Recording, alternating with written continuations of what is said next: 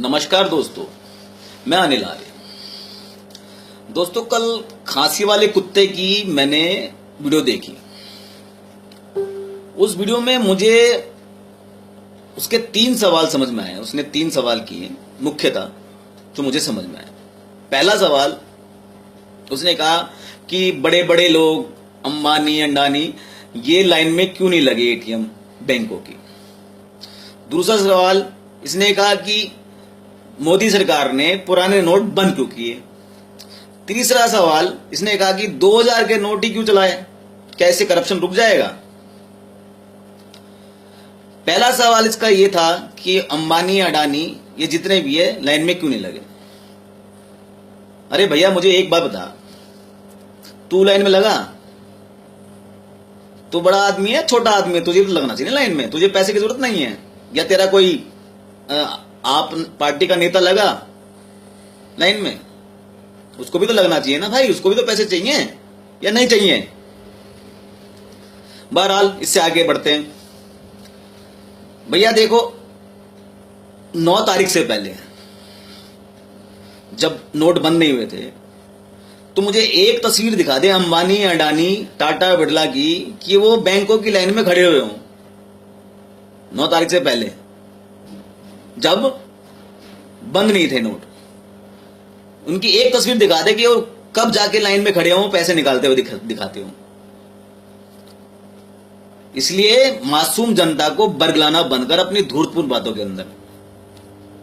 तेरी इन धूर्तपूर्ण कुटिल बातों में तेरे ढक्कन ही आएंगे। तेरे बातों में वो तेरे आप ये जो है ना, तेरे आप ये जो ढक्कन, वही तेरे बातों में आएंगे। हम जैसा राष्ट्रवादी तेरे बातों में नहीं आएगा। अब सुन बात को।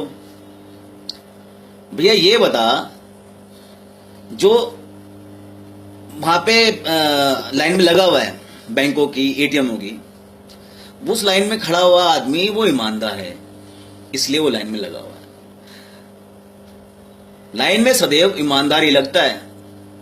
तेल की लाइन, बस की लाइन, बैंकों की लाइन, एटीएम की लाइन, हवाई जहाज की लाइन, राशन की लाइन, ये जितनी भी लाइन है ना, वो सब लाइनों में ईमानदारी लगता है। मंदिरों के अंदर जो लाइन लगती है वहां पे ईमानदारी लगता है। बेईमान आदमी हमेशा पिछला दरवाजा देखता है, वो लाइन में नहीं लगता है। जैसे तू लाइन में नहीं लगा, जैसे तेरी वो जिहादी दीदी वो लाइन में नहीं लगी, जैसे पप्पू लाइन में नहीं लगा, जैसे इटली वाली अम्मा तेरी वो लाइन में नहीं लगी, नीतीश कुमार लाइन में नहीं लगा, मायावती लाइन में नहीं लगी, मुलायम सिंह लाइन में नहीं लगा, ये जितने भी छोटे छोटे दल के वो कोई लाइन में नहीं लगा। तो बेईमान कभी भी लाइन में नहीं लगता है, ईमानदार लाइन में लगता है। जो तू भीड़ देख रहा बैंकों के बाहर, एटीएम के बाहर इतनी ज्यादा, वो भीड़ इसलिए देख रहा है क्योंकि अधिकतर जनता, हिंदुस्तान की, भारत की अधिकतर जनता वो ईमानदार है। 90 से 95% आदमी ईमानदार है, इसलिए वो लाइन में लगे हैं। अपनी मेहनत की कमाई ले जाकर वहां पे चेंज करवा रहे हैं, बदलवा रहे हैं, इसलिए वो लाइन में लगे। ये तो है तेरी लाइन वाली बात। दूसरी बात, तू कहता है कि मोदी सरकार ने नोट क्यों चेंज किए। भैया देख, विमुद्रीकरण तूने कभी पढ़ा है? नहीं पढ़ा। चक्कर क्या है, मोदी सरकार ने अर्थशास्त्र पढ़ा हुआ है और तूने नहीं पढ़ा अर्थशास्त्र। तू IRS ऑफिसर होने के बाद भी तूने अर्थशास्त्र नहीं पढ़ा, मगर मोदी सरकार ने अर्थशास्त्र पढ़ा है। इसलिए उसने विमुद्रीकरण के तहत मुद्रा चेंज कर दी। विमुद्रीकरण जो है वो ये कहती है, जो कौटिल्य का टाइम पे, चाणक्य के टाइम पे तब का लिखा हुआ है विमुद्रीकरण, आज का नहीं लिखा हुआ। वो ये कहती है कि जब काले धन की समस्या अधिक हो जाए, बढ़ जाए, तो उस देश को क्या करना चाहिए, अपनी मुद्रा को चेंज कर देना चाहिए, तब्दील कर देना चाहिए। जिससे क्या होता है कि जो काले धन जिसके पास होगा वो उस मुद्रा को नई मुद्रा के साथ बदलने में घबराएगा, साहस नहीं करेगा। तो वो नहीं बदलेगा तो जो मुद्रा है जो उसके तकिए के नीचे लगी हुई वो बर्फ में जम जाएगी, मतलब सड़ जाएगी।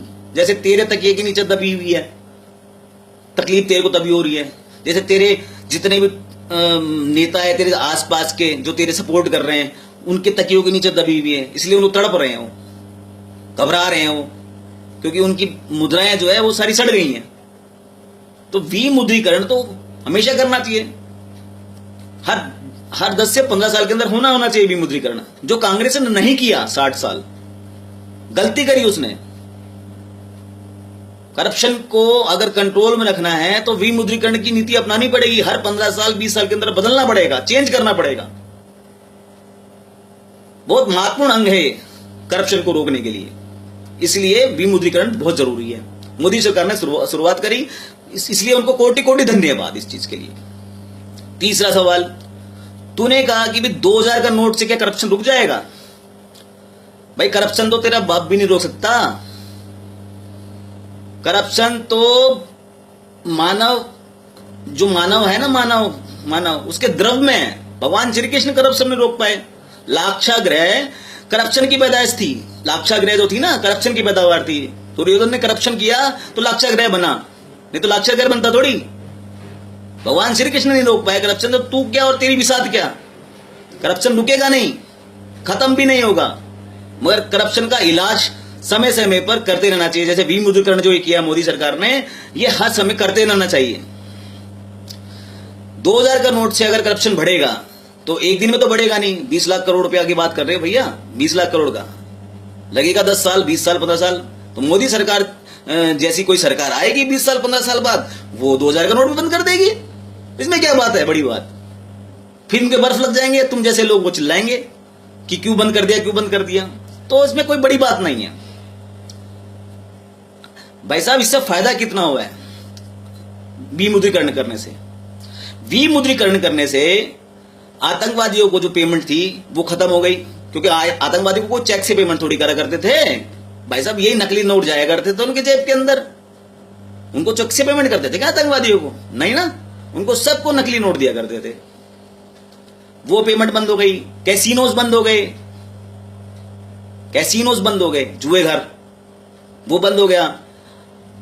100% टकसालें बंद हो चुकी हैं नकली नोटों की, जो मेरे को नहीं लगता आने वाले 10 साल के अंदर भी खुल पाएंगे दोबारा। बंद हो चुकी हैं, बिल्कुल तबाह और बर्बाद हो गई।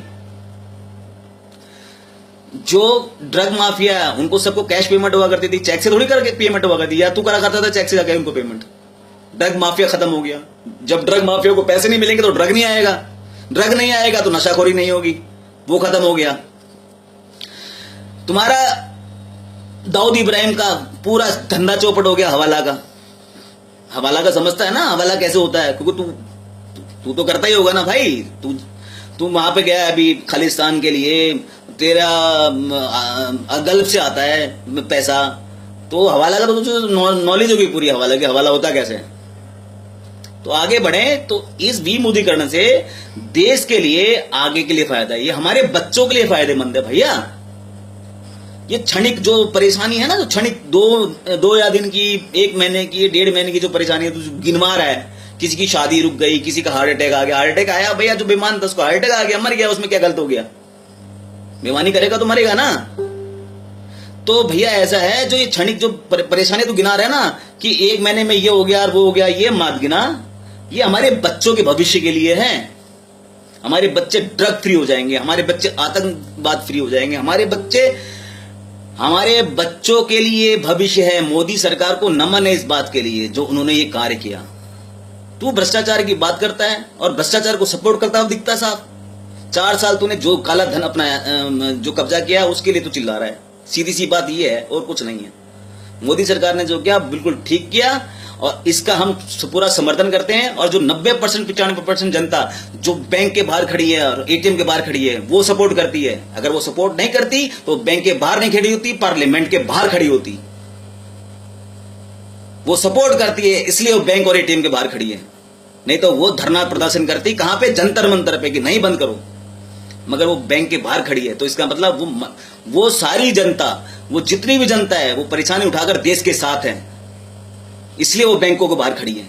नहीं तो पार्लियामेंट के बाहर खड़ी होती, जंतर मंतर पर धरना दे रही होती। मगर ऐसा नहीं कर रही है जनता। जनता क्या कर रही है? जनता अपनी खून पसीने की कमाई, अपनी ईमानदारी की कमाई बैंकों में जाके बदल रही है, एटीएम में जाके बदल रही है। इसलिए इसलिए अपने ढक्कनों को बरगला, हम राष्ट्रवादी को नहीं बरगला सकता है तू। देश का हर नागरिक राष्ट्रवादी है। तेरे 1% 2% ढक्कन की वजह से देश नहीं चल रहा है। इसलिए अपनी खांसी का इलाज तूने कर लिया है, तो इसका मतलब ये नहीं कि तू देश का इलाज भी करना जानता होगा। तेरे जैसा धूर्त नेता नहीं है पूरे भारत के अंदर। इसलिए नमस्कार, भारत माता की जय।